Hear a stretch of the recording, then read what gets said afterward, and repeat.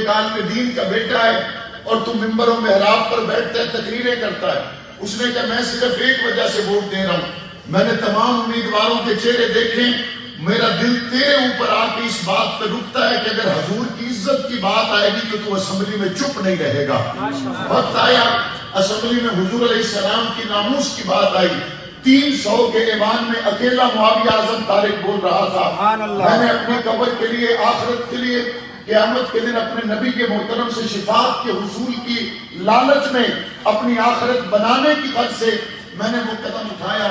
لیکن جب میں واپس گھر پہنچا وہ بوڑھا عالم دین میرے راستے میں کہہ رہا تھا, معاویہ اعظم جب تو اسمبلی میں پہنچ کر حضور کی آبرو کے لیے بول رہا تھا میرے ووٹ کا حق ادا ہو گیا.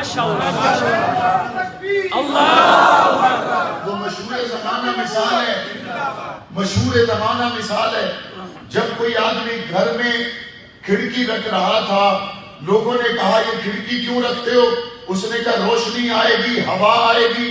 اس نے کہا روشنی اور ہوا کی نیت سے نہ رکھو, اس نیت سے رکھو کہ آذان کی آواز آئے گی, اور جب آذان کی آواز آئے گی تو میں نماز پڑھنے کے لیے جاؤں گا, اس سے تمہارا ثواب زیادہ ہو جائے گا. روشنی تو پھر بھی آتی رہے گی, ہوا تو پھر بھی آتی رہے گی. جنگ کے لوگوں نے مجھے منتخب کیا, میں اسمبلی میں پہنچا.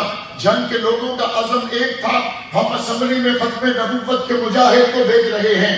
جنگ کے لوگوں کا عزم یہ تھا, ہم اسمبلی میں صحابہ اہل بیت کے نوکر کو بھیج رہے ہیں.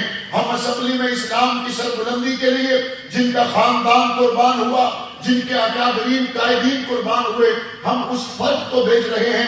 الحمدللہ جب ہم اسمبلی میں پہنچے, ختم نبوت کی بات بھی ہوتی رہی, ناموس صحابہ و اہل بیت کی بات بھی ہوتی رہی, عافیہ صدیقی کی بات بھی ہوتی رہی, فلسطین کے مظلوموں کی بات بھی ہوتی رہی. اصل نیت یہی تھی, باقی کھڑکی میں روشنی کب آئے گی, ہوا کب آئے گی. آؤ آ کے دیکھو, میں عظیم الشان کاز کے لیے جب اسمبلی میں پہنچا, اللہ نے ہر قدم پہ ایسی برکت, نصرت, مدد پیدا فرما دی. دل کا ہسپتال پہلی مرتبہ مکمل ہو گیا, 200 بیڈ کا ہسپتال حسین بن علی کے نام سے مکمل ہو گیا. بیٹے اور بیٹیوں کے لیے یونیورسٹی بن گئی. جنگ کی تمام شاہراہیں کشادہ ہو گئی. کسی چوک کا نام ختم نبوت چوک رکھا, کسی چوک کا نام ابوبکر صدیق چوک رکھا, کسی چوک کا نام بلال حبشی چوک رکھا.